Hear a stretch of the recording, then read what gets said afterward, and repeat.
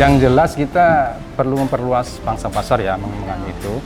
Yang paling krusial itu harga bahan baku itu jangan sampai naik. Jadi income kami ya, keluarga untuk kebutuhan sehari-hari, untuk sekolah, masa depan anak-anak. Ya alhamdulillah bisa membantu keluarga. Nah, tengahlah saya minta pun dikasih pun, saya butuh. Yang produksi itu ada beberapa orang, jadi yang di kita sendiri ya lumayan juga sih, ada kisaran 1.000 ada. Oh, ada banyak banget ya. Kita sudah pernah kirim ke Gorontalo, Makassar, Pangkal Pinang, Cipulir, Tanah Abang. Kita memiliki masalah yang betul-betul menjadi tantangan ke depan, yaitu tentang sumber daya manusianya. Karena kan saingan kita sekarang udah bukan hanya teman-teman IKM lain atau UMKM lain, tapi lebih ke industri besar seperti Cina kan, ekspansi barang Cina ke Indo cukup banyak.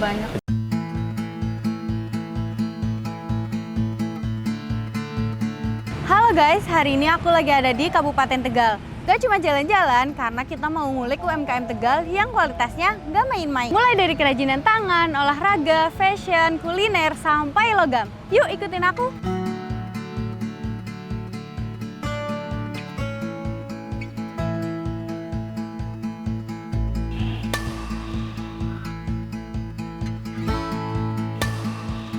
Siapa sangka kok badminton yang sering kita pakai ternyata diproduksi dari UMKM Kabupaten Tegal. Dipakai latihan sampai turnamen.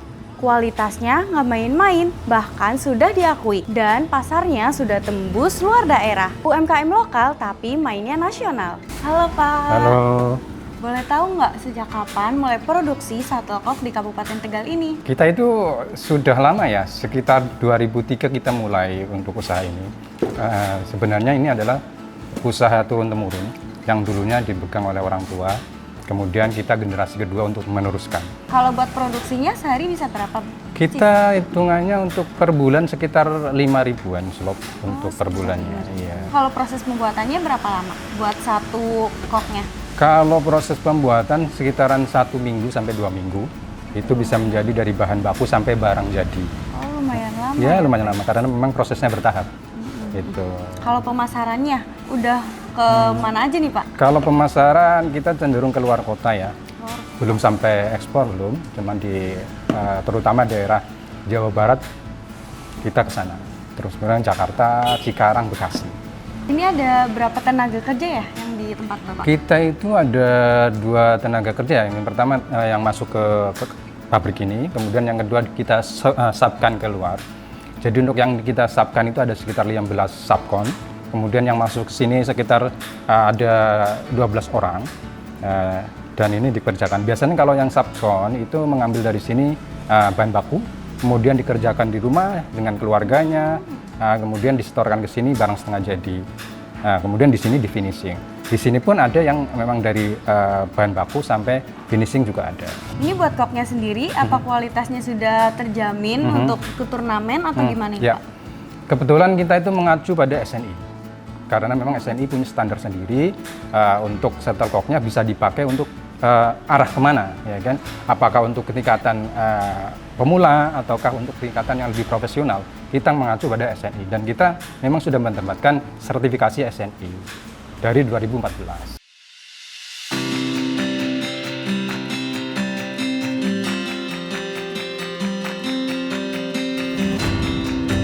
Ini dia salah satu batik yang unik produksi dari UMKM Kabupaten Tegal, dibuat secara ekspresif dan juga manual.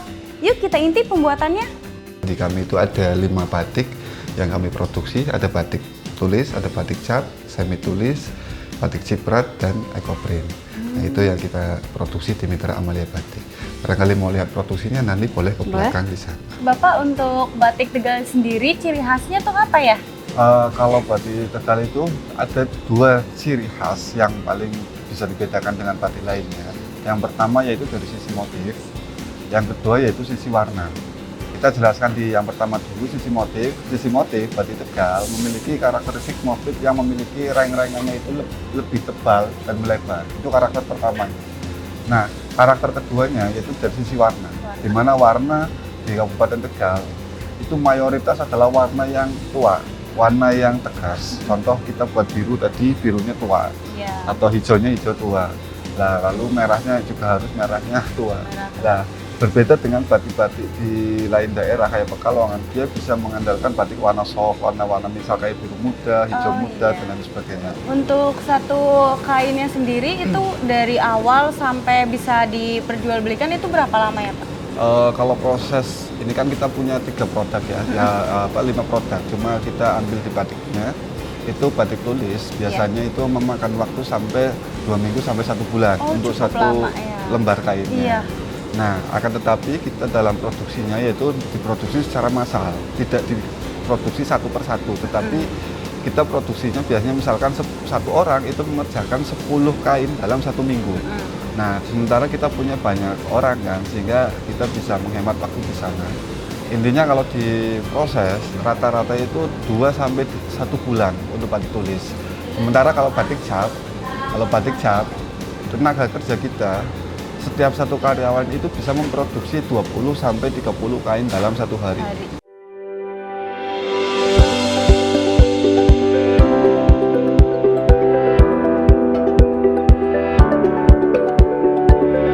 Berikutnya, di balik geliat industri rumahan UMKM Kabupaten Tegal terlahir salah satu produk tekstil yang telah menjadi bagian keseharian masyarakat, yaitu sarung toldem atau sarung boyor. Kenapa bisa disebut sarung toldem? Toldem itu sebutan dari Tegalnya sendiri yang dibilangin itu nyantol adem. Jadi kalau dipakai itu di musim dingin itu dalam Lebih hangat, unik ya, keistimewanya di situ kalau di musim panas dalamnya sejuk gitu. Iya, produksi ini udah lama atau dari kapan ya? Udah sih, udah dari tahun 50-an udah ada udah produksinya. lama juga ya. Untuk karyawannya sendiri ada berapa ya kira-kira? Karyawan itu kalau di Tegal itu kan ada yang produksi itu ada beberapa orang, jadi yang di kita sendiri ya lumayan juga sih, ada kisaran 1.000 ada. Oh, ada banyak banget ya. Di tempat lain kalau di global total semua di Tegal itu mungkin ada sampai 5.000 atau 7.000 orang ada aja. Alatnya sendiri masih tradisional atau Full semua tradisional. belum ada yang modern ya berarti ya? Belum ada. Ya, keren banget. Pasarnya sendiri lebih banyak di dalam negeri atau lokalnya atau di luar negerinya? Banyak di luarnya sih. Kalau di lokal karena kita handmade ya harga juga mahal, kurang begitu diminatin sih.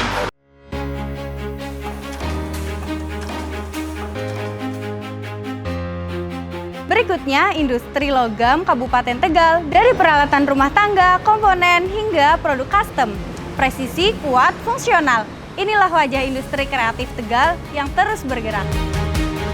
Kalau boleh tahu, tantangan terbesar sendiri dalam industri logam tuh apa ya? Tantangan terbesar untuk saat ini persaingan ya, persaingan manufaktur terkait improvement, efisiensi kerja. Karena kan saingan kita sekarang udah bukan hanya teman-teman IKM lain atau UMKM lain, tapi lebih ke industri besar seperti Cina kan, ekspansi barang Cina ke Indo cukup banyak. Kalau untuk total karyawannya keseluruhan ada berapa di sini? Sekarang total ada 55 orang. Oh, 55, Ya. cukup banyak ya. Iya. Untuk pasar targetnya sendiri itu lebih ke lokal atau luar negeri barangkali? Oh, saat ini masih lokal. Lokal ya, Masih berarti lokal. kebanyakan. Udah ke kota mana aja, Pak?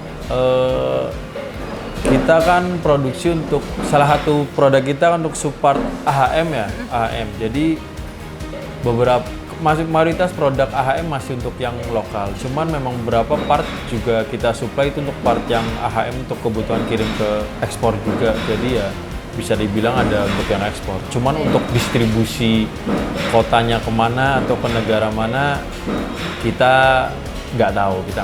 Itu confidential dari AHM-nya sendiri. Iya. Ini saya produksi alat PLN sama Telkom. Oh, Telkom. PLN itu aksesoris yang di tiang-tiang itu lomba yang di jalan dua itu. Ya ada klem-klem, siku, UNT. Kalau seharinya produksi bisa dapat berapa biji, Pak? Kalau ngerjain siku mungkin satu hari bisa 1.000 mungkin. Oh, banyak ya. Iya. Kalau tenaga Paling kerjanya maksimal lah. Oh iya, tenaga Maksimal kerjanya di sini ada berapa? Di sini tenaga kerja 8 Bu.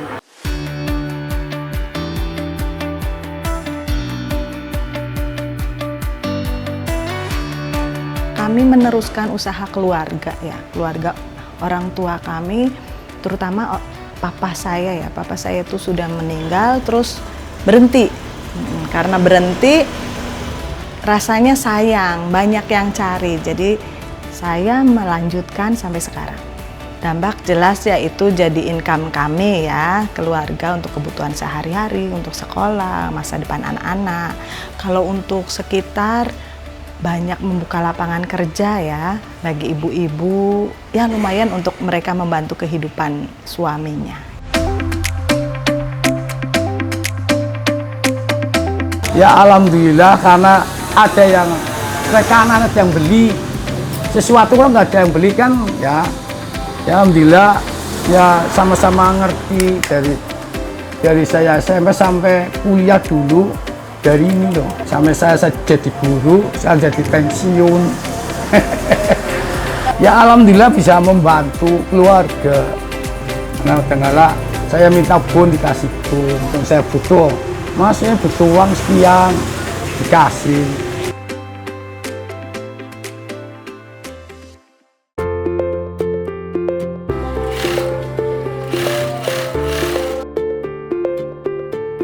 Selain kuliner dan juga kerajinan, Kabupaten Tegal juga memiliki produk konveksi yang nggak kalah berkembang. Yuk ikutin prosesnya.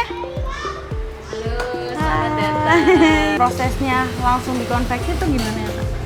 Kalau kain proses sama konveksi itu, jadi kita ambil bahan bakunya langsung dari toko. Ya, kebetulan kita kalau ambil bahan baku itu tergantung pesanan. Jadi kalau pesanannya itu crinkle, kita ambil kain crinkle. Kebetulan untuk minggu ini kita banyak pesanannya dari Rayon Tuil. Kebetulan hari ini yang motongnya itu nggak berangkat, jadi nanti bahannya itu setelah dibuka, terus dilebarkan, dibentang, nanti kita gantung di sini. Oke. Nah setelah itu baru digantung, nanti kita potongnya pakai mesin kecil. Terus habis itu nanti ada proses penjahitan sama ngobres. Jadi sistem jahit, obres jadi satu.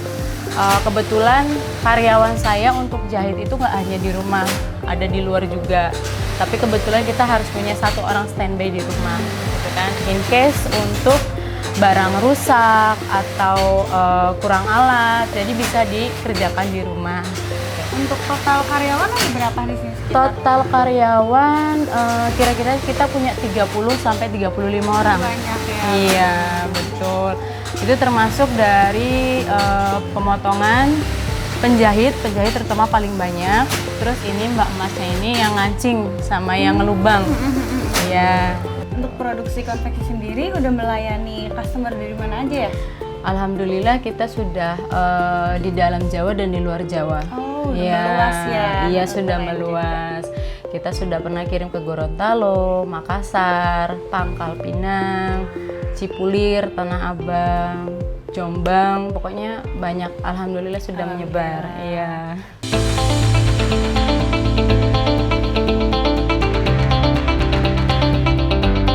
UMKM di Kabupaten Tegal hadir dalam berbagai bentuk dan sektor.